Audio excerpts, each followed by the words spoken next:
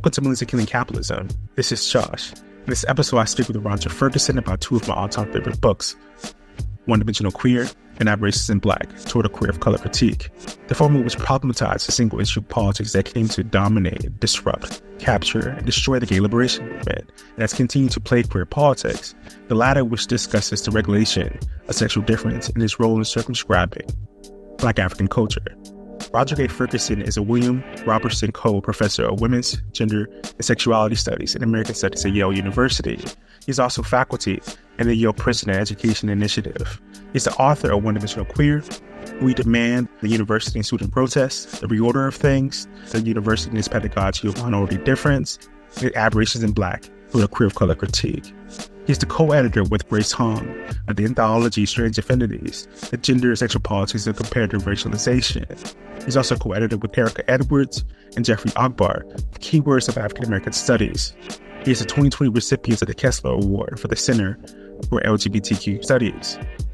If you like what we do and want to support our ability to have more conversations like this, please consider becoming a patron. You do so for as low as $1 a month. We bring these conversations totally independently, with no corporate, state, or grant funding. Now, here's Dr. Ferguson discussing some of his work. I'm here today with Roderick Ferguson. We're speaking about two of your books, Aberrations in Black and One-Dimensional Queer.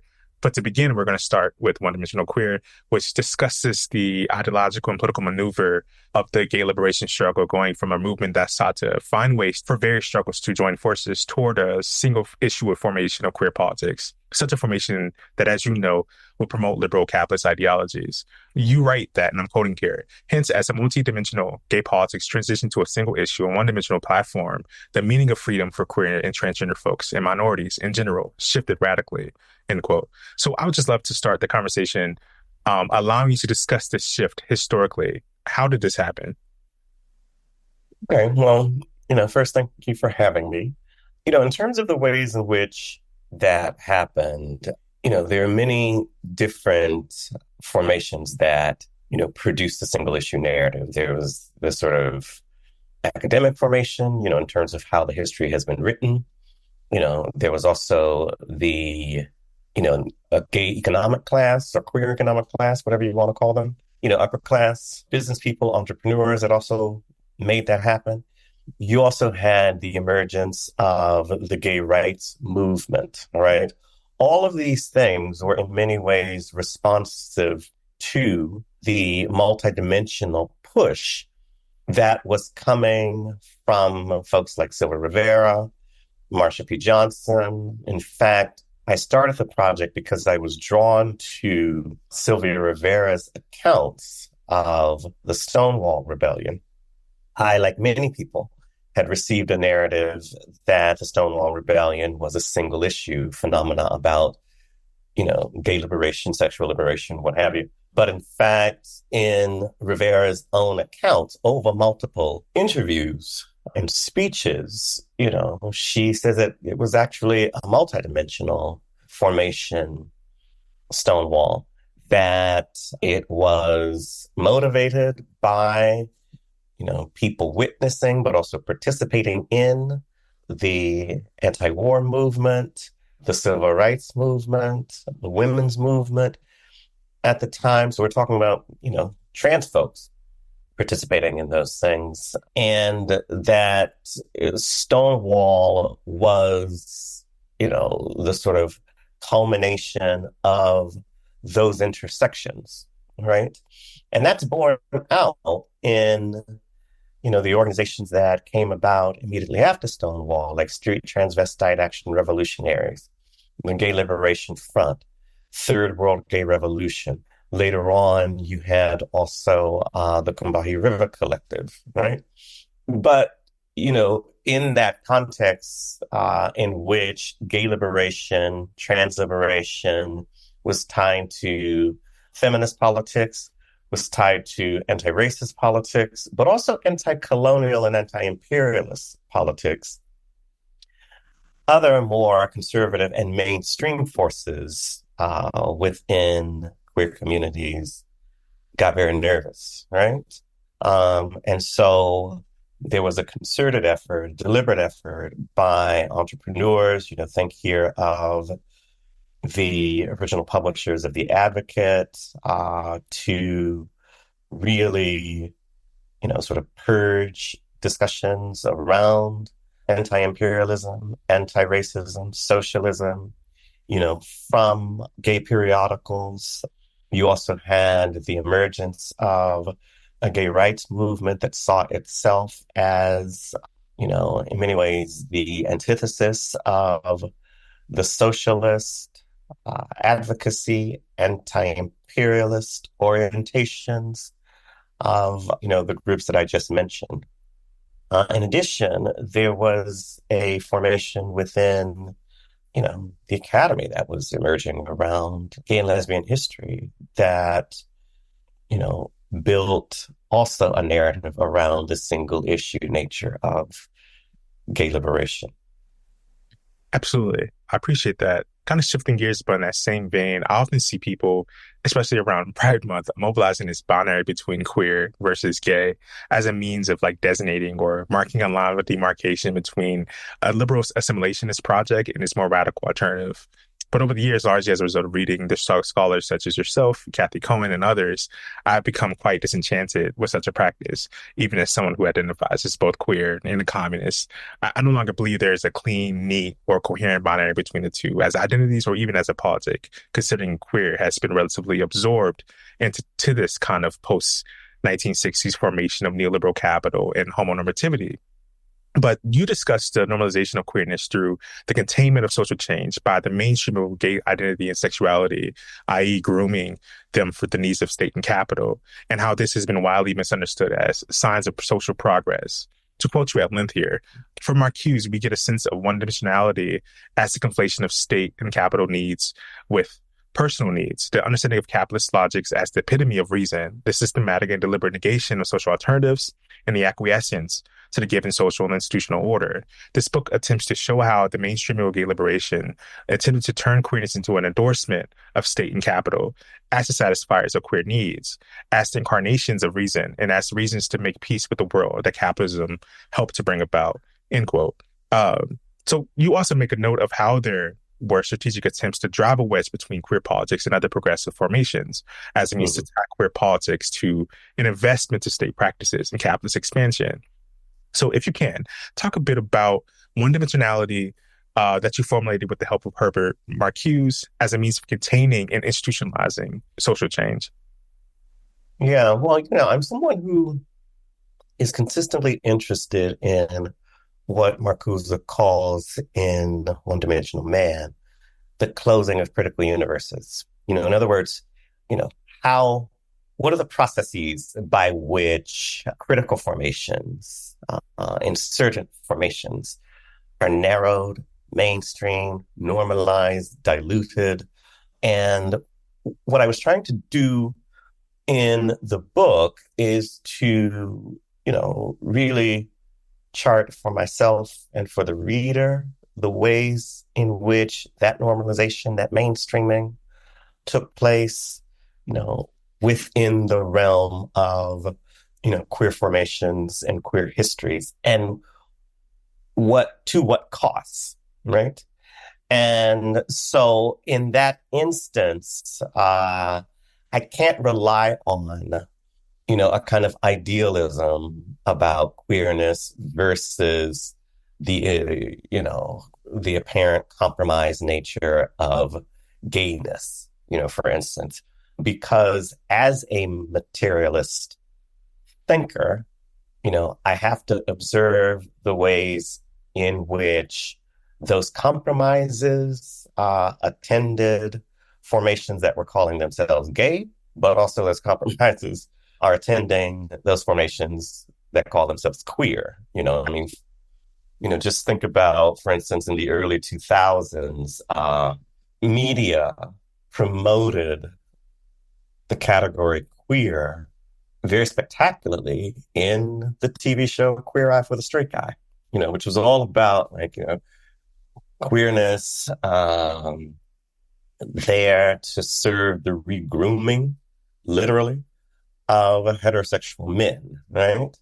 and or the ways that, the credit card companies got in on the game in terms of representing queerness, or absolute vodka, or.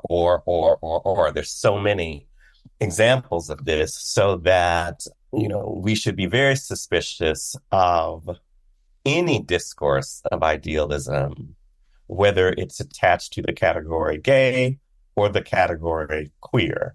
So for me, I wanted to really sort of upset that idealism by showing how, whether we're talking about gay formations or queer formations, they're both subject to, moving through capitalist political economies, and therefore, subject to the compromises that attend that circulation.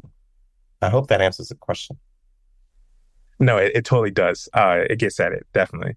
But also in chapter 3, you discuss how single issue politics, the mainstreaming of queerness, and the closeting of race help transform cities into a neoliberal urban space. You talk about the use of queerness as an alibi for an economic and racial cleansing of disenfranchised neighborhoods was a move that required the ideological separation of sexuality from other struggles.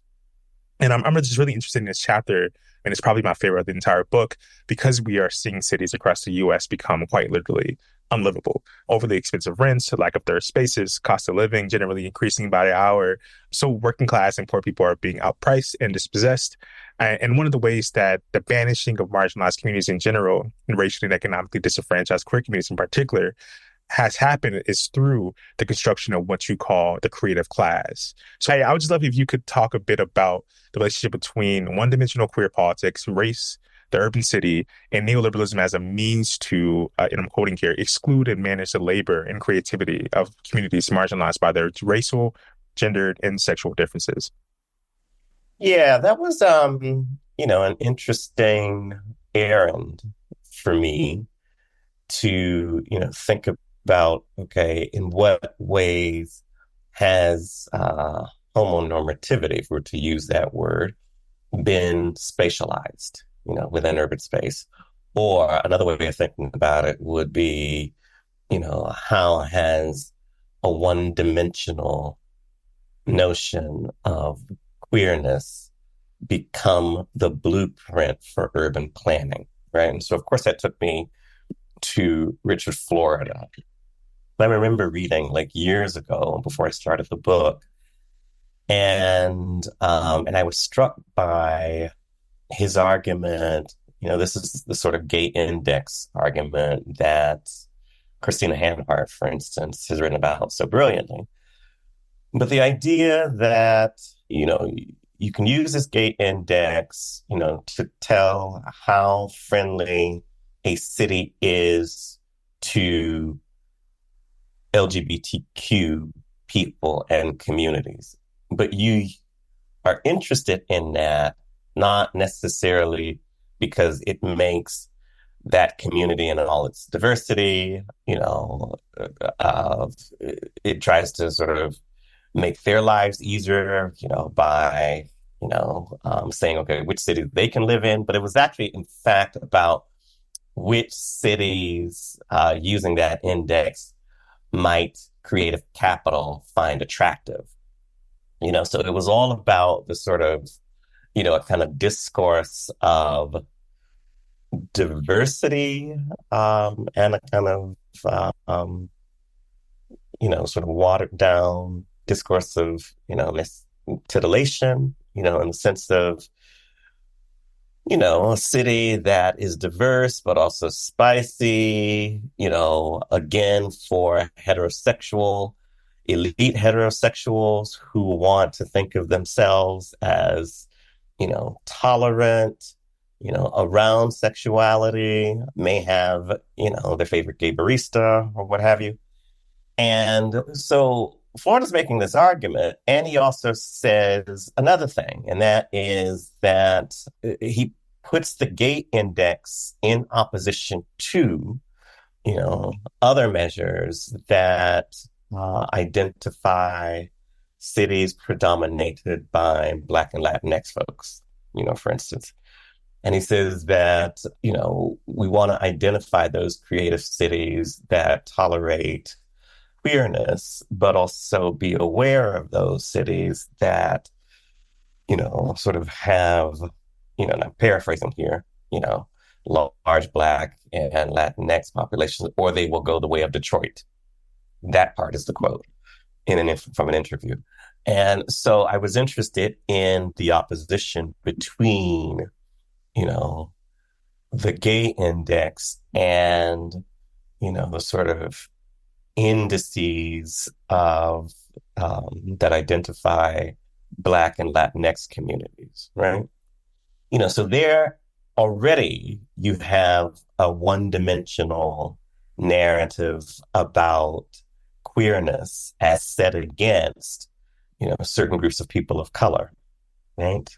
And how that narrative becomes part of the ways that, cities are redeveloped, you know, redeveloped by attracting, tech capital. So Google, the startup firms, Apple. And I was interested in that phenomena as someone who, again, is always interested in political and economic formations and their intersections with discourses of sexuality, discourses of race, discourses of class. It was also around that time that I realized that, just looking at the category creative in creative class as it was deployed by Florida was a particular mode of creativity. Again, a creativity that is for the good of expanding tech capital. Now, if you're gentrifying neighborhoods, you're redeveloping a city, so that you can only sort of have, queerness represented by white elites, or when you have, queers of color, they're working in the stores, they're working in the restaurants, never living in the neighborhoods because they can't afford them. What that in fact does for cities, all across the country. You can think here of New York, you think of LA, you think of, Atlanta, that it rids those communities of the creativity that has been historically produced by queer of color communities and subjects. Think here of like the malls, the houses, the families associated with them, all of that clear to make way for other types of creative communities, one endorsed by and friendly to capital. Absolutely. Yes, definitely. And that kind of gets us to our next point about the relationship between valorizing economically white queers and the criminalization of racialized working poor, immigrant queer and trans people, a type of criminalizing that you discuss as being a means to justify their exposure from urban space, if that makes sense. Can you discuss this relationship a bit? Yeah, well, I was interested in how, the constitution of the creative classes, again, this is also something that, Christina Hanhart gets at in her book. The constitution of the creative classes necessarily, to make urban space friendly to capital, attractive to consumers, it necessarily presumes a partnership with the police and with security apparatuses, right? Because, you want those spaces safe for capital, not necessarily safe for poor and working class people, but safe for capital, which eventually or inevitably means you've got to mobilize police forces in some way or another, right? Whether those are police forces like the local police, or it's the sort of policing aspects around immigration authorities.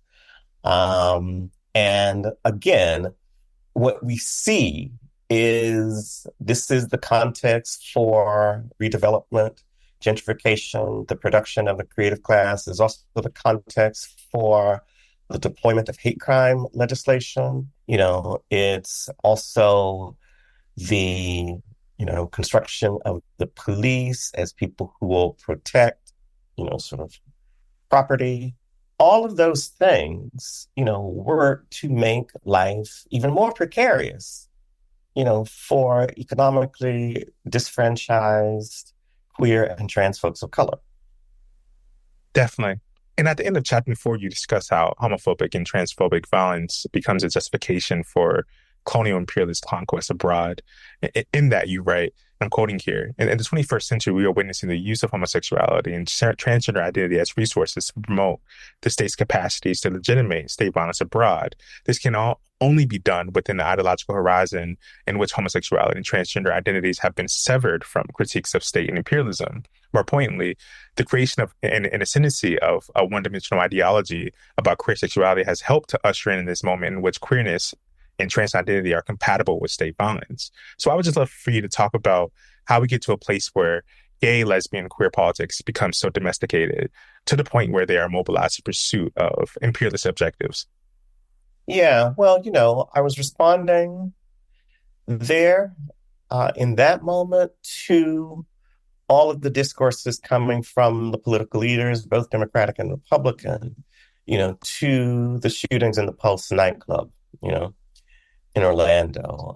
So you had, Obama, Hillary Clinton, Trump, making arguments about, we will not tolerate this, in our country, but also producing a discourse that kind of violence came from outside of the country, through a person who was presumably steeped in homophobic culture and transphobic culture that would only lead to this when they arrived in the US, all of which externalizes homophobia and transphobia to other countries, as if homophobic violence doesn't take place in this country, as if, trans folks, particularly trans women of color, trans sex workers, aren't murdered all the time in this country. And, so I was interested in, what the maneuver is to externalize transphobia and homophobia for a country that has its own disastrous record with homophobic and transphobic violence, right? And I don't know that I necessarily talk about it in that chapter, but it seemed to me that part of the genealogy for that is, the ways in which bourgeois and pro-war feminists, for instance, talked about the wars in the Middle East as the US and other Western states coming to the rescue to save brown women from brown men. Absolutely. Right? Yes. Mm-hmm. And, but then sort of using that discourse, adapting that discourse, for the circumstances of violence against queer and trans people, right? So, to use the book's framing, I was interested in how one-dimensional discourse around transphobia and homophobia that externalize those to, areas of the global South, was built on another discourse of one-dimensionality having to do with the externalization of patriarchy to the global South. Absolutely. It reminds me a lot, actually, thinking about like the earlier white women's movements, honestly, in the U.S. context, and how they were mobilized in pursuit of like civilizational missions, civilizing missions. And they so that seems like it's, as you mentioned, the kind of the framework and the pathway and how other forms of social justice or progressive struggles are used as a means to justify fearless missions, if that makes sense. But and speaking about that externalization, though, you do talk a bit about the homophobic mass shooting at Pulse nightclub in 2016, which ended in the death of 49 people and wounded 58 as well. and the political discourses that sprung up as a result of that attack, and how both liberals and conservatives alike utilized racialized caricatures of Muslim Middle Eastern men as exceptionally hypermasculine and homophobic, while treating the phenomenon of homophobia as foreign to the United States political existence, as you just mentioned, right? And I think this analysis is pretty relevant considering the discourses surrounding occupied Palestine currently. So much of it has involved the mobilization of dehumanizing racialized universals regarding Palestinian social existence, accusing them of being perpetual serial rapists, murderers, violently homophobic, et cetera, as a means of manufacturing consent for their genocide, right? And there are multiple things we can discuss here. I actually had this discussion recently with Joy James not too long ago in reference to another homophobic hate crime that happened in New York in which a 28-year-old black man, O'Shea Sibley, who was also a professional dancer, was killed in an anti-black homophobic attack, leading to a memorial ball protest in which local members of the black, queer, and trans community came out to collectively grieve the loss. And I would just like to talk a bit about the kind of discourses I saw pop up in response to that, because I really think it is a culmination of the type of depoliticization of queer politics, where queerness is something that is purely identitarian, symbolic, rhetorical, and cultural, and in its most bleak and shallow and corporate compatible form. So in response to such a brutal attack, right, there's these very little, if any, discussion of how we can organize to ensure this does not happen again. And I'm not at all saying that it is not, like, a memorial is not necessary or useful form of grief. Of course it is. And I don't mean to dismiss that, but just as, if not more importantly, I'm also concerned with what steps can be taken to construct something right now to train ourselves to intervene or flat out prevent interpersonal vigilante or state-sanctioned violence, especially while knowing the state is not willing nor capable of doing it for us. And so something over the years that I've observed is people in left progressive spaces speaking on women, children, queer and trans people as, like, outside of the medium of world historical progress, right? As not political actors, but instead objects in need of protection by the state and or, right, straight men, as opposed to we ourselves assuming such a role. So does that make sense? First of all, if I keep going, like, am I explaining this in a way where you can see the connection to your own work? Yeah, I mean, I think there's a lot there, right? Because there's the sort of, the presumption that the state will be our protector, right? I mean, there's, an Oedipal presumption that daddy will take care of me, right? And it seems to me that that is absolutely antithetical, to, the earlier formations, the multidimensional ones, that I brought up in the beginning, right? There was no presumption that the state was a benevolent patriarch who would take care of you, Right. We only sort of see that construction emerging as a normative model, really in the gay rights movement. Right. All right. So there's that. There's also the construction of, minoritized peoples. You mentioned, for instance, Palestinians. We could think of other groups as well, who are constructed as barbarians, terrorists, savages, homophobes. This has been an area of resounding critique, from queers of color, from women of color feminists, right? And it seems to me that we can mobilize those histories in this moment in which that discourse becomes an alibi for genocide. Does that make sense? Definitely, it does. In the sense that, the sort of longest critique of, a kind of racialized one-dimensionality, if you will. In other words, that, think back here to Toni Morrison's Playing in the Dark, and great text, by the way. Yes. Yeah, Whiteness and the Literary Imagination. And she begins that text by saying that she has always been troubled by, but, troubled by, but also interested in the narrative of the racialized uni-person, right? The Black uni-person. right? Who is undifferentiated, right? Is just a figure of homogeneity.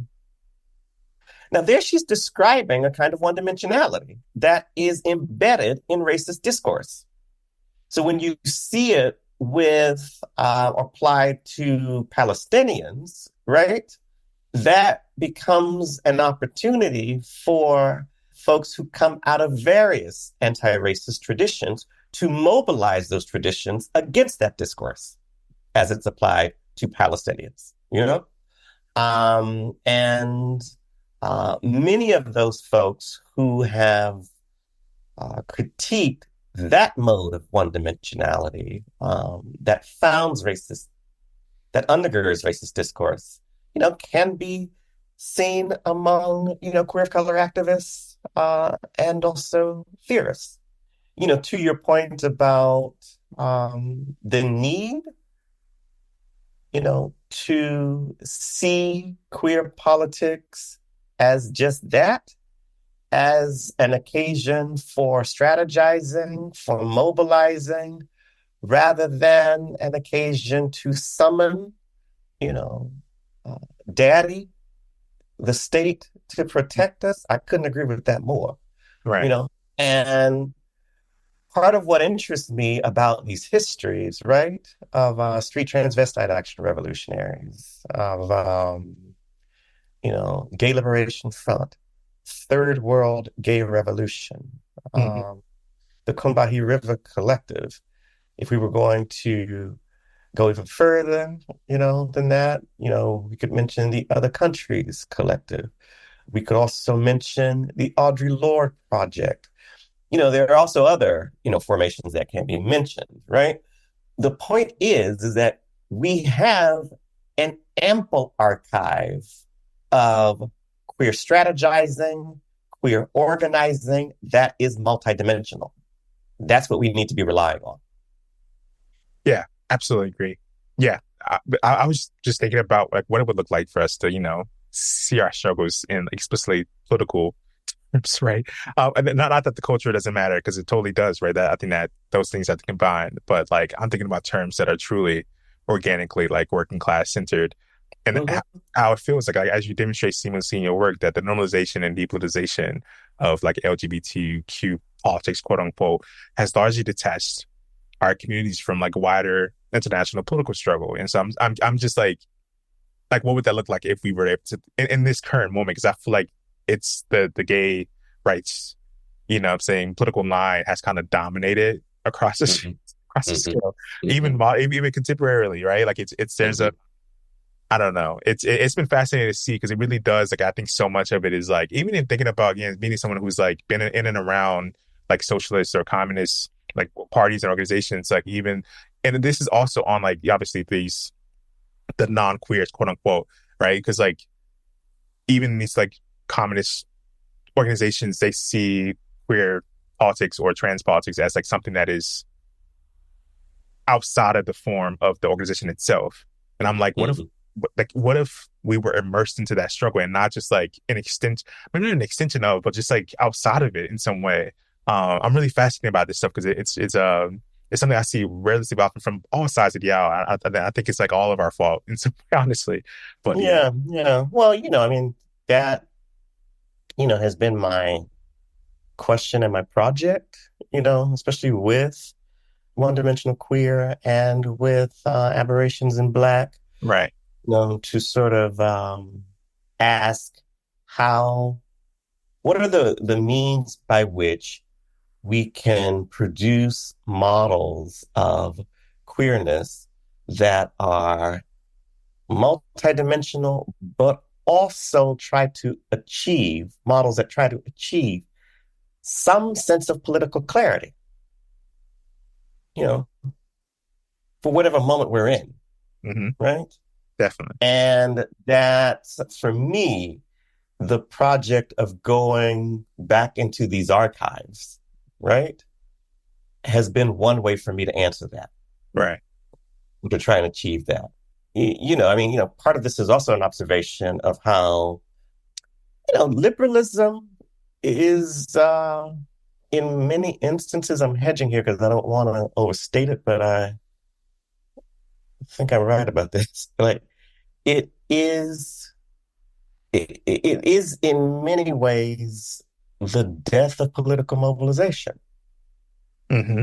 Well, Definitely. here I'm thinking, for instance, think back to Martin Luther King's letter from the Birmingham jail, all right, where he's writing to moderate ministers, Christian and Jewish, in Birmingham, Alabama, who have said to him and other civil rights activists, you know, you're doing yourselves a disservice because of civil disobedience. Why don't you simply let things play themselves out?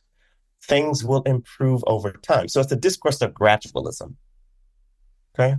The discourse of gradualism in that instance, but also in many instances, uh, is about restraining activism and direct action, Hmm.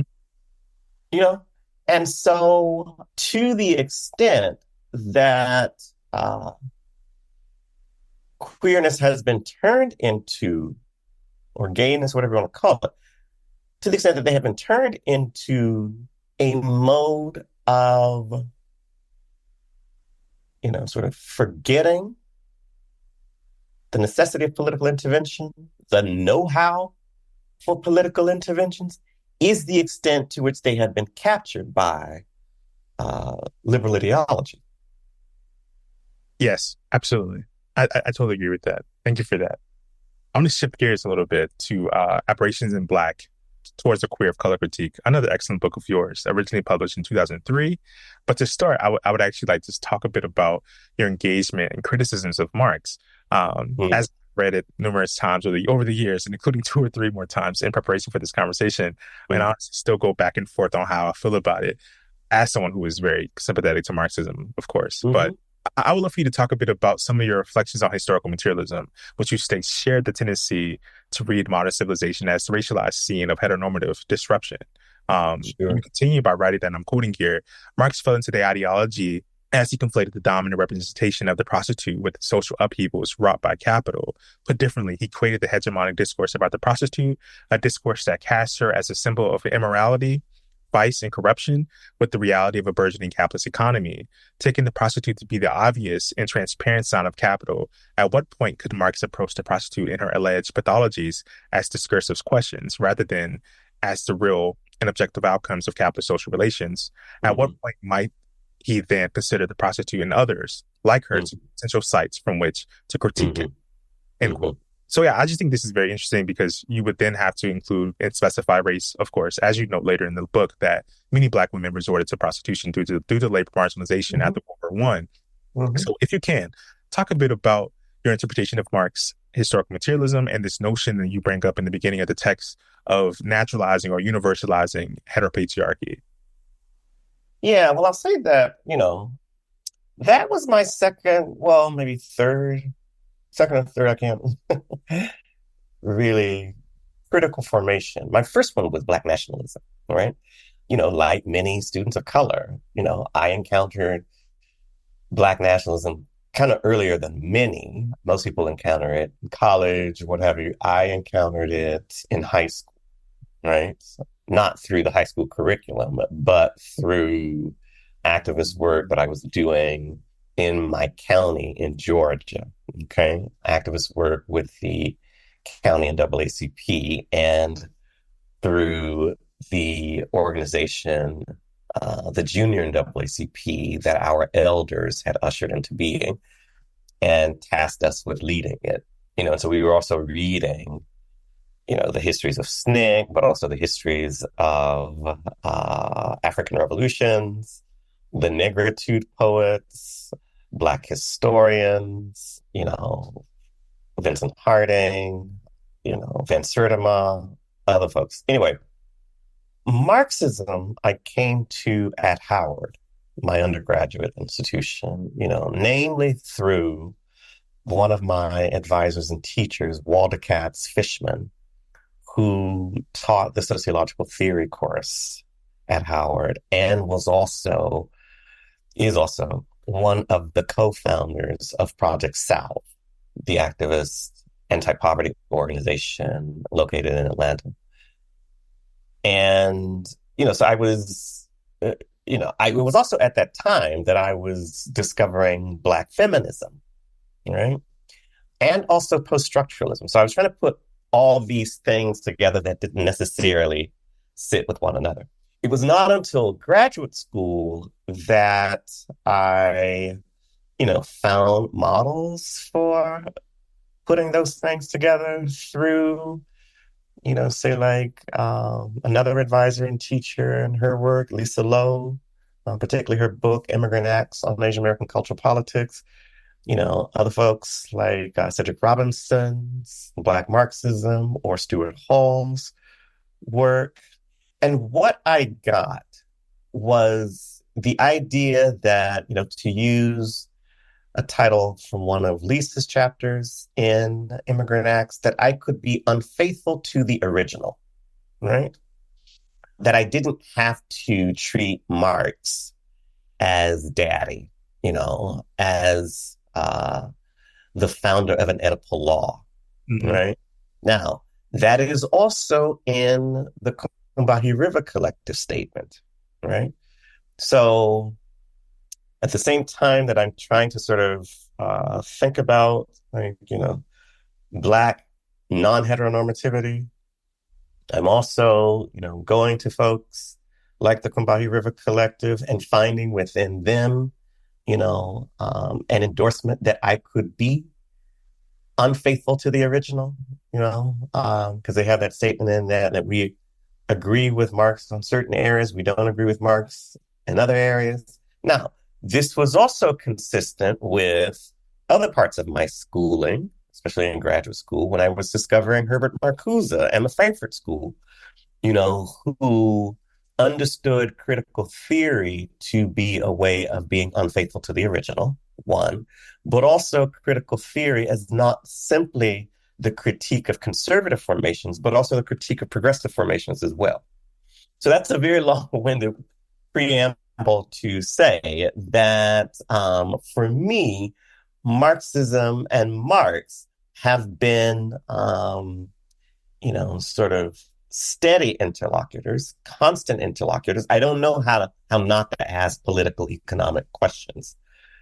But in asking those questions, I also, as Walda said to me once, it's really wonderful that you want to use me as a model of radicalism, Rod, but you really got to figure out how to be your own model.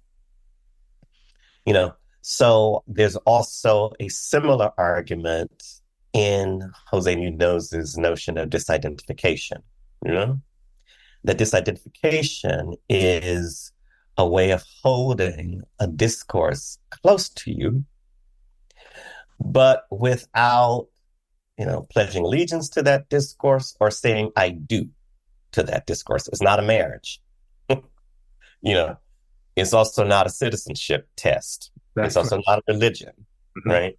And so all of those things I wanted to bring to bear on Marx and Marxism, so that while I was critiquing Marx, in my head, I was also thinking, okay, I want this book, Aberrations in Black, to be my version of Foucault's History of Sexuality, Volume 1, but also my version of Marx's The General Law of Capitalist Accumulation in Capital, Volume 1. So you see that, I had to adjust Marx's understanding of capital if I was going to understand capital as the site for both the regulation of racialized gender and racialized sexuality, but as the site for the emergence of racialized gender and racialized sexuality, So then understanding racialized gender and racialized sexuality as a mode of negation, to use Marx's terms. Absolutely. I hope that helped. No, it does. It makes a lot of sense. I appreciate that. because it really like ushers us in for the rest of the conversation pretty perfectly. So, but yeah, in that vein, you discussed the destabilization of the meaning of womanhood, for example, Hmm. specifically as, and I'm quoting here, as middle class and working women into the public sphere for work and leisure, end quote. But you know how this had a dialectical entanglement with the changing meaning of Black womanhood. So, if you can, talk about how this is so. Yeah, well, I was interested in, again, before we even get to Black women, going back to Marx's account in Capital Volume 1 of what happened to British girls working in factories, or what people said was happening to them, that they were buying lace, racy things, and they were also leaving the home. And as the suspicions went, having sex outside the home, so capital producing certain disruptions in gender and sexual norms. All right. And I wanted to um, link that to the ways that the transformation of capital, what sociologists used to refer to as the disorganizing aspects of capital in terms of like unemployment, but also the formation of underground economies, proletarianization, but also lumpen proletarianization. We're producing instances where, for instance, the only way that you could put food on the table for yourself and your family or whatever, is if you become a sex worker, right? Or the only way in which you're going to put food on the table is if you go and work as a domestic, taking you away from the home as the site of an ideal nuclearity in terms of the nuclear family ideal, right? And also because it's taking you out of the home, it is also then removing you from the ideal of, ladyhood. The lady is the one who stays at home. She doesn't work. But that ideal is completely racialized. Black women have never been able to do that. And so in that way, I also saw myself as building on the work of, Black feminists, who were making that argument, in terms of what used to be called the cult of true womanhood, right? And how that cult was a racialized cult that only white privileged women, could achieve. And that Black women, because of economic circumstances, were always cast as the other, to that cult. And so what I wanted to do was to say, yes, and also let's look at how there are all these attending discourses about non-heteronormative sexuality, that these discourses are being attached, to those women. Definitely. Yeah, I appreciate that breakdown. And it kind of gets us to our next point. If you could talk a bit about how whiteness became and was legislated as the rising of racial and sexual purity, right? And dialectically, how Black racial differences became one of the origins and outcomes of polymorphous perversions. Yeah, well, you saw it all over. I mean, and again, this was me, me trying to read the sociological literature, but make strange what that literature presumed was all too familiar. So for instance, the female hacker, as, think here of the Moynihan report as the site for all kinds of tangles of, the tangle of pathology argument, right? That you get drug dealers coming out of those households. You get emasculated men coming out of those households, to the extent that Moynihan recommends that Black poor and working class young men, serve in the army to regain their manhood. There were Black nationalists who also argued that, female-headed households were possibly sites of like lesbianism, or again, their take on the discourse of emasculation, that, those households also likely produce Black homosexual men, what have you. If you think about the lodger in the sociological literature, the lodger was the person who was taken in, who wasn't a blood relative of the people who were hosting that person, but and we're talking usually Black migrants. So other Black migrants would come up and say, okay, you need a place to stay, you stay with us, right? And in the sociological literature, that was understood to be a violation of the nuclear family model because you have apartments with too many people for the apartment to accommodate. And, it's more than mommy, daddy, me, so an extended, in Black people's eyes, it's like, well, this is an extended family. And it's also the ethic of the extended family. You don't have to be my cousin to be my cousin, or my brother to be my brother, or my sister to be my sister. But those were precisely, that ethic was precisely read as pathological, as socially destructive, you know. But even, the figure of the homosexual understood in certain contexts, especially within Chicago and among the Chicago school sociologists in the 20s and 30s, to be a Black figure, who in the South Side, who was the result of social disorganization caused by industrialization, caused by migration, right? And a potential contaminating force for white young people throughout the city who themselves might become homosexuals or trans people, from hanging out with folks in the South Side, um, you know?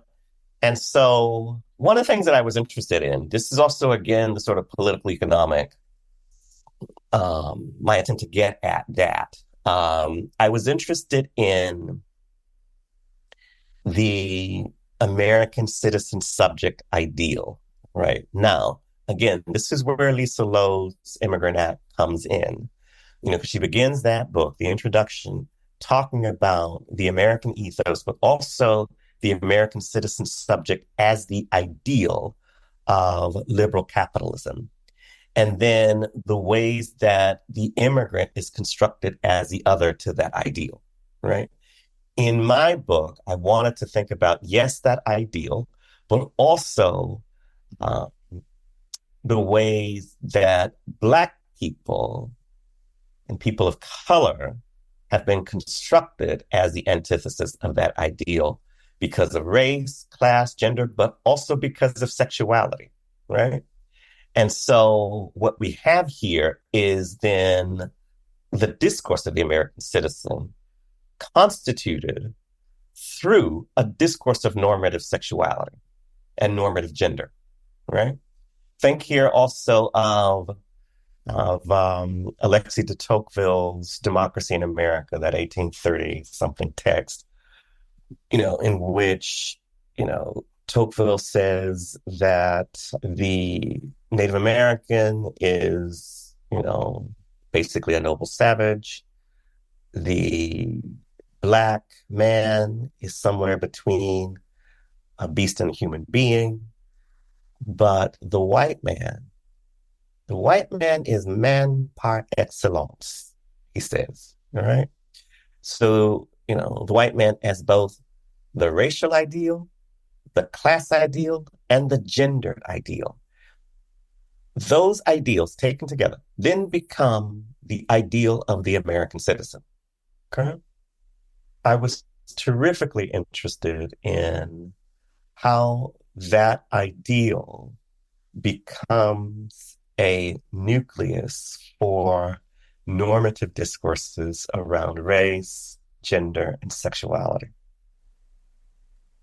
Absolutely. And you mentioned migrants or my migration and as it relates to citizenship. So I want to read off a quote from the text where you write, and I'm quoting here. The gendered and eroticized history of U.S. racialization compels us to address both these versions of multiplication. Indeed, my use of non-heteronormativity attempts to name the intersection between the racialized multiplication of gender and sexual perversions and the dispersion of capitalist property relations. Anxieties about this multiplication characterize American industrialization. The migrations of Asians, Europeans, Mexicans, and African Americans generated anxieties about how emerging racial formations were violating gender and sexual norms. As racialized ethnic minorities became the producers of capitalist surplus value, the American political economy was transformed into an apparatus that implanted and multiplied intersecting racial, gendered, and sexual perversions. Non-white populations were racialized such that gender and sexual transgressions were not incidental to the production of non-white labor, but constituted of it. End quote. So if you can you talk a bit about the relationship between migrants, citizenship, industrialization, and non-heteronormativity? Yeah, I mean, there I was, interested in the historic discourses that attend migration and immigration. Here, I'm not necessarily talking about Black migration. I'm talking about, immigration, from parts of the global South, right? So that, for instance, when I started graduate school in 1994, that was the year in which this proposition, graduate school in California, that was the year in which this proposition 187 was on the ballot. And coming from DC and coming from Howard University, I thought, oh, this is absurd. No one's going to deny people social services around healthcare, around education, because they're immigrants. That would just be crazy and inhumane. And then, of course, it passed overwhelmingly. One of the reasons that it passed was because of a discourse that immigrants were weighing down the system, the social services system, with their demands and also their babies, right? So, it reminded me, of course, of the anti-welfare discourse around Black families and around Black women, right? And so in that, you could see, yes, differently articulated discourses about racialized gender and racialized sexuality, but intersecting nonetheless, right? I wanted the book, and this is the queer color critique part, to suggest the areas of those intersections, right? In the 1920s, 30s, with immigrants from Mexico and the Americanization programs that those immigrants were put under, to show them how to be proper American citizens, right? To conform to the ideal of the American home and family, so I wanted to, this is, again, my version of the general law of capitalist accumulation. So how is it that American capital in the industrial, but also in the post-industrial / neoliberal moments, trying to arrange itself so that it solicits certain types of labor, it regulates those laborers for not conforming to a racialized ideal of the citizen and also of the normative man, normative woman. But it also relies on folks' deviation from that ideal to justify the cheapening of their labor.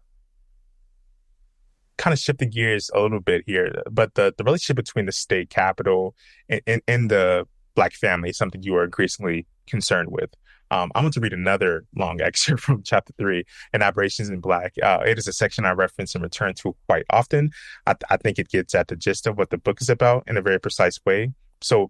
But basically, you state that, I'm quoting here, Black subjects, on the other hand, have historically been located outside the idealized and normative properties of rationality. Indeed, Black non-heteronormative formations present histories in which Black sexual and gender practices and identities refute the universalizing claims of Western rationalization. For instance, Black slaves in North America engaged in a range of sexual practices and elaborated a variety of family structures. In Cuba, for instance, male Afro-Cuban slaves developed exclusively male families in which male wives who tended to the lands allocated to Cuban slaves turned their produce over to their husbands, who then sold it in the local market. You continue by saying, likewise, in the United States, slave emancipation enacted a demand for sexual regulation and the abolition of non-heteronormative practices.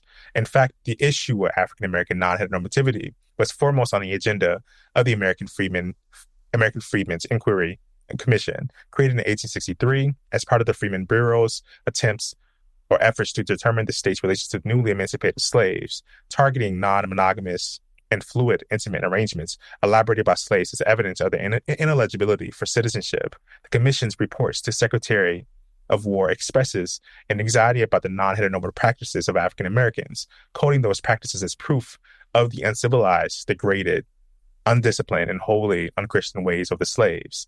As the Bureau attempted to rationalize African American sexuality by imposing heterosexual marriage upon the freedmen, through the rule of law and as a condition for citizenship, the racialization of Blacks as pathologically non-heteronormative tightened the link between citizenship and a racialized heteronormativity. Those newly freed African Americans who rejected marriage and monogamy were imprisoned and or denied pension payments, end quote.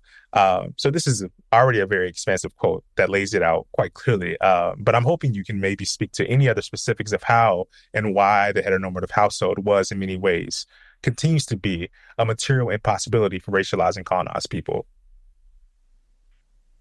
Yeah, well, in terms of the reasons why it continues to be a material impossibility is, simply and crudely put, because, capital won't allow it. Like, right, exactly, yes. It's sort of like if you're denied a living wage, right?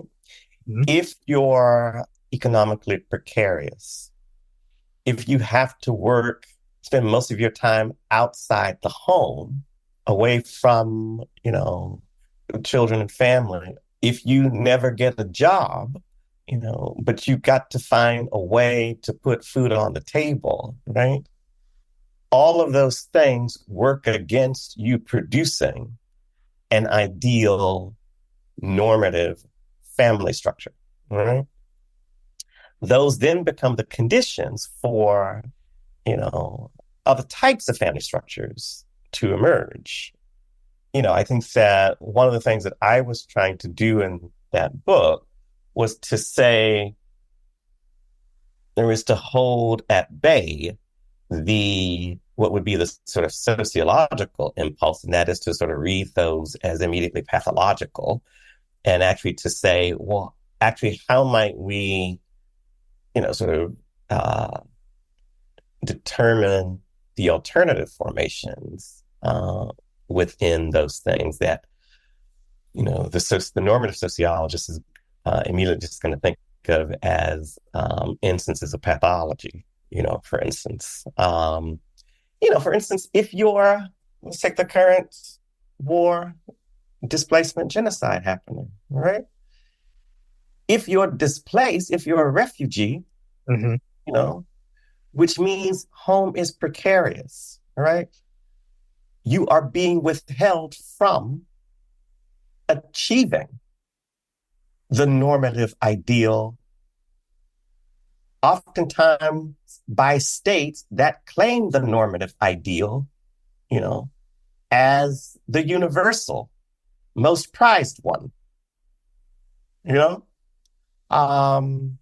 There's some formations that are the outcomes of exploitation, outcomes of disfranchisement, and because of those things, they work against, their consummation as normative man, normative woman, normative family.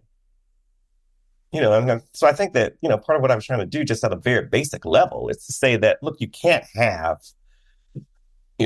exploitation that impact the people at very in very intimate ways and then expect to get a normative man and a normative woman out of that.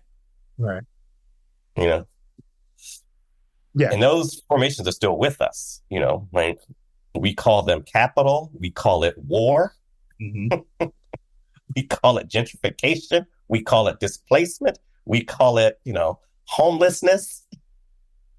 Definitely. All of those things work against, the achievement of normativity. So, the state and capital hold people to ideals that they won't even allow people to achieve.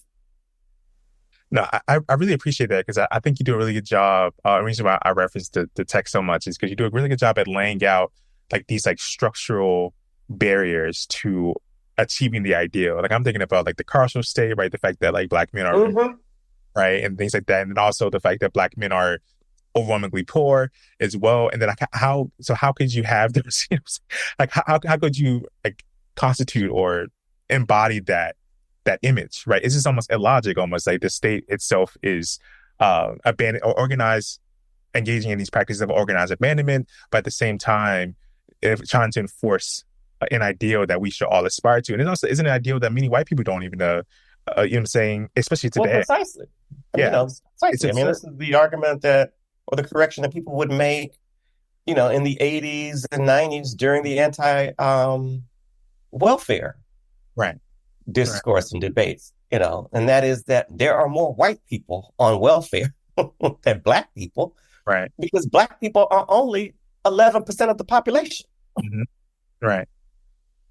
Yeah, it's a fascinating conundrum to me. And despite that, it still seems for a lot of people that it's an aspirant though. Like it's something that people aspire towards. I even think about I was just about this recently with my grandmother. Like she makes little like statements about like to my sisters, for example, about like how they need to learn how to cook. You know, say how they're gonna get a husband. You know, things like that. And it's like, but it's despite the fact that like I was raised with my mom and my grandmother, namely, and so it was like. We are so like we never constituted that ideal yet rhetorically or intellectually it's something that we're seeing that we're supposed to aspire towards, even though the fact that our structure has been always been multi-generational. It's always I'm saying mixed and things like that. So it's like it's a really fascinating thing that I think about often. I think you really lay it out really well.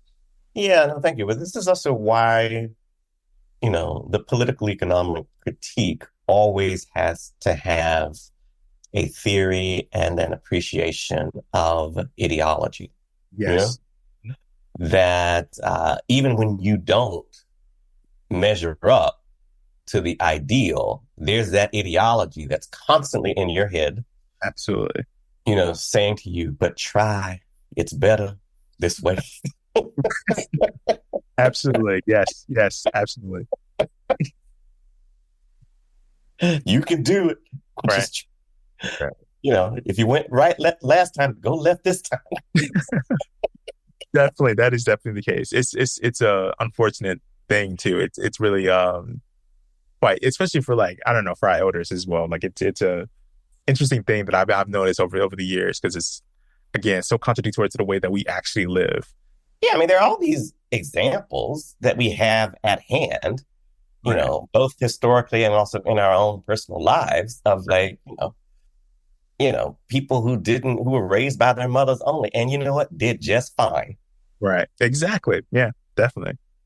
Kind of in that same vein, though, I want to speak a little bit about Kathy Cohen's 2001 classic article, Punks, Daggers, and the Welfare Queens, The Radical Potential of Queer Politics. And in that piece, I always recommend folks read that alongside your work, because in the article, Cohen makes the point about how if we take seriously the material permanence of race and racialization as well as class, there's no true coherency to the dominant narration that the world is divided between heterosexuals and homosexuals, right? You imply something very similar in your book where you state that African-American culture has historically been deemed contrary to the norms of heterosexuality and patriarchy as its embodiment and whiteness attests. Heteronormativity is not simply articulated through intergendered relations, but also through the racialized body. And in another section, you note how, and I'm quoting here again, through African-American homosexuality, unlike its heterosexual counterpart, symbolized of its a rejection of heterosexuality, neither could claim heteronormativity.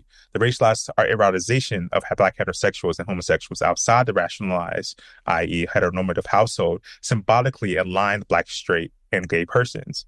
A taxonomy of Black non-heteronormativity, especially as it was imagined in the post-war era, is instructive. Common law marriages, out-of-wedlock births, lodgers, single-head families, non-monogamous sexual relationships, unmarried persons, and homosexual persons in relationships, end quote. So if you can, speak a bit about the historical conditions of what made Blackness so incompatible with heterosexuality and patriarchy, and also how both heterosexual and homosexual Black African sexual relations can be rendered scandalous and ripe for sociological investigation. Yeah, well, I think in many ways we've already talked about the answer to this sort of ways that Blackness could not achieve, a gender and sexual normativity. I mean, there were just real material impediments to that achievement, in addition to, ongoing discursive arguments, formulations that we're noting at every turn, Black people's deviation from that ideal. I mean, that's the field of sociology that was its job, for decades, one could even say for an entire century, to do that, to sort of note the ways in which Black people were deviating from, normative familial models, but also citizenship models as well. They called it the Negro problem. In terms of, even if we just were working again with the sociological categories, the female-headed household, the homosexual, the extended family, forgetting another one, but, those sort of stock figures, in the sociological discourse, you got both homosexual and heterosexual subjects within both of those models. Both of them understood as deviations from the normative ideal, right? And that was one of the things that really interested me, because it suggested that if you have something like the argument that founded queer studies, that queer theory is interested in the disruption of the heterosexual homosexual divide. I thought, well, yeah, that disruption can be seen in Black social formations, but also that's the reason why queer studies needs to turn to discourses of race, because that's what race is doing. Racial discourses disrupt that divide, because they say, well, it doesn't matter if you're like straight or like queer, as far as we're concerned, y'all are wrong. Right. Because of your non-normativity, and so in many ways, I thought that the book would make a case to queer studies of why it needed to turn to the study of race. Okay? Now, I do feel like I want to say something about Blackness being, yes, outside of the normative ideal, but I don't want that to be taken as a trans-historical argument, because the fact of the matter is that there's also something called the Black bourgeoisie. Exactly. Right. And Black bourgeois ideology. Right. Which responds to that deviation by saying, okay, but yeah, let's try and make Blackness fit within the normative ideal, and that's a very long and very energetic project, and I noted, because I don't want us to think that Blackness is some trans-historical formation, that is not contested, is not put to different uses, because that's not true either. Yeah, I could definitely see that for sure. I think also Fanon makes this argument too that like it's something that like a black bourgeoisie or a black managerial class, we want to call it, oftentimes reflects the values and the structures of white society, if that makes sense. So you have to also Yeah, take yeah, yeah. And here I mean black bourgeoisie broadly, because I'm also here talking about certain elements of black nationalism as well, right, right. because of their investments in gender and sexual normativity. Mm. That was one of the other things that I wanted to address in the book. How is it that black nationalism can also intersect with liberalism, liberal ideology, and liberal capitalism? Well, one of the ways in which you can do it, because they're all invested in gender and sexual normativity. Right. I can see that for sure but also I would argue too that like I think Deruba Ben Wahad makes this point about the different iterations of black nationalism too. Like, there's so many different aspects of it historically speaking, right? There are like the liberals, you have the conservatives, right? Then you have like the revolutionary communists or examine like there's so many different versions of it historically speaking that they all, like I'm saying, some of them Oh, have yeah, sure. I mean, I don't discount the diversity, for but, sure, for sure. having witnessed the diversity up close, I'm like, yeah, how is it that y'all come together over homophobia oftentimes? Yeah, I can see that. I can see the truth. You Yeah. know? Hmm.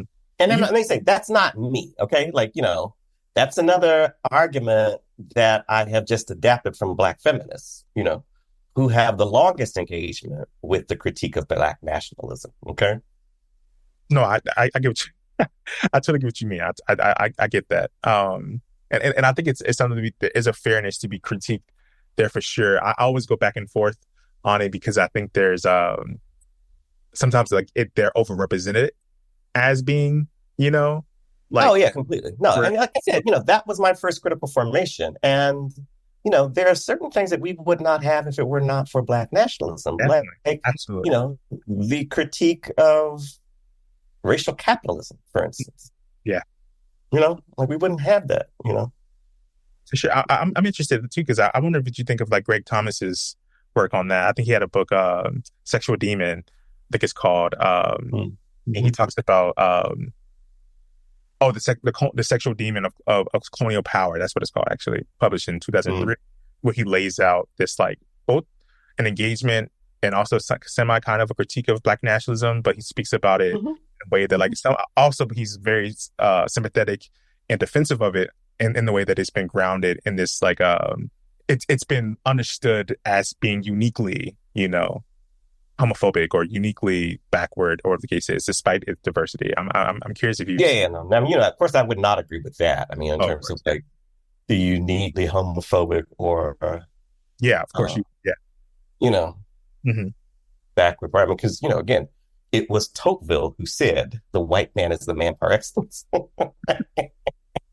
Right. Right. I should shift gears a little bit. You make these very explicit criticism of liberalism and diversity. I would like to read Mm-hmm. these quotes from you really quickly. The Mm-hmm. first being, and I'm quoting here, but formulating liberalism as the culmination of human progress ignores the ways that liberalism not only condoned exclusions within the borders of a democratic capitalist state, but required those exclusions. And also, you write, like sameness, diversity arises out of a liberal ideology and bears the contradictions of that ideology. Rather than resolving the inequality that characterizes liberal capitalism, the discourse of diversity works to conceal economic and social contradictions, end quote. So yeah, I would just like to end our conversation with a discussion on New Deal liberalism in particular. Another one of my favorite aspects of the book is you talking about or taking to task the New Deal, which is widely seen as Mm-hmm. an all-time great progressive legislative effort, but was incredibly exclusionary. And you and both Ruth Wilson Gilmer makes note of this. And one of the reasons that it excluded Black African people in particular was because they were regarded as outside the moral ideals of New Deal social reformers Mm-hmm. to the Yeah. diverse and non-heteronormative formation of Black families. So if you Yeah. can, talk about this a bit. Well, so again, it is that uh, aspect of the book that tries to critique liberal ideology, right? That you know, the liberal nation state, is the ideal of benevolence, but also the liberal subject is the ideal of tolerance. you know, Mhm. and So both have a claim to a respect for diversity, a nurturing of diversity. But then when you look at just the sort of material processes and practices, another story arises. So that, for instance, in the New Deal, you know, if you're a Black, single mother, you know, because you don't fit, your family doesn't fit the normative ideal, you don't get resources. Mm-hmm. You know, white women and white families, white men, given resources so that they could achieve that ideal, right? Through jobs, through subsidies, blah, blah, blah, for the men, right? If you're the state and you want to produce white womanhood as true womanhood, you don't give them access to jobs because that would take them outside the home, right?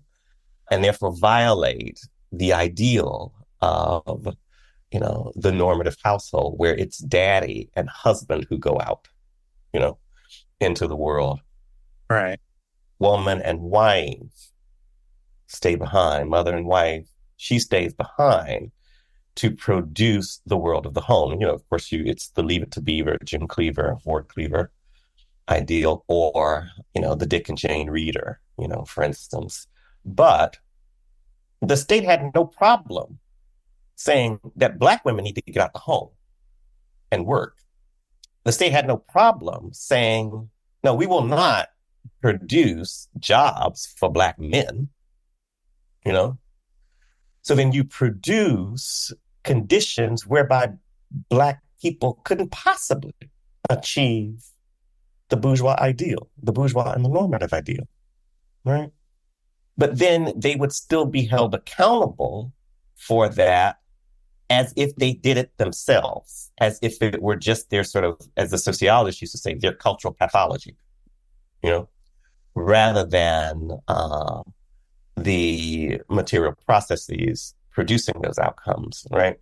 And this is also where the discourse of benevolence, whether state benevolence or liberal benevolence, relies on the obscuring of the material processes and the ways in which they contradict the ideals. Because if you can say it's the culture, it means that you don't have to look at the material processes. And you can also say, well, we did the best we can, but we're working with, these people who are insufficiently modernized, who have their own cultural pathologies, who are holding themselves back, you know.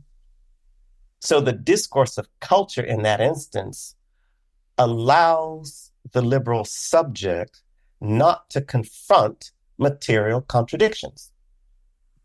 And so I've always been interested in liberalism. This is actually from my readings in Lukács, History and Class Consciousness, about the ways in which he called it bourgeois ideology, or we would say liberal ideology here, acts as a kind of mode of self-obfuscation. You don't see certain contradictions and processes because the ideology prevents you from seeing those things. It's the job of that ideology to keep you from seeing, the contradictions between the ideal of your benevolence, your tolerance, your diversity, and the actual institutional and social practices that violate those ideals. And one of the ways in which you are allowed not to see it is that you can displace it onto the people themselves and say, well, it's just their culture. Definitely. Absolutely. I appreciate it for that. So I want to thank you again for taking the time to discuss everything with me today. But before I let you go, is there anything you would like to promote, anything you're working on, or how folks may be able to find and keep up with your work? I'm easily Googleable. So people can find me that way. I have just completed a book called tentatively called In View of the Tradition on Nice. Art and Radicalism, that is sort of written in the spirit of one-dimensional queer. And the book before that, We Demand the University and Student Protests, in that, those books were written for undergraduates and using the undergraduate as a proxy for the general audience. The first two books, Aberrations and The Reordering Things, were written for graduate students, so they're also kind of like, training books for graduate students about like, how do I do sort of genealogical analysis? How do I do materialist analysis? How do I combine that with discursive analysis? The last two books, written, with undergraduate and lay thinkers in mind. And so this book on the intersections of Black art and Black radicalism are written in that spirit as well. Awesome. Yeah, sounds good. I highly recommend all of them. Honestly, the ones that I've read have all been great. But yeah, again, I appreciate you taking so much time to talk with us about everything today. This has been great. And I owe a great debt to you and your work. So it's really been such a fun time to get to discuss all this with you. But yeah. Thank you. It's been delightful. Thank you so much for reaching out.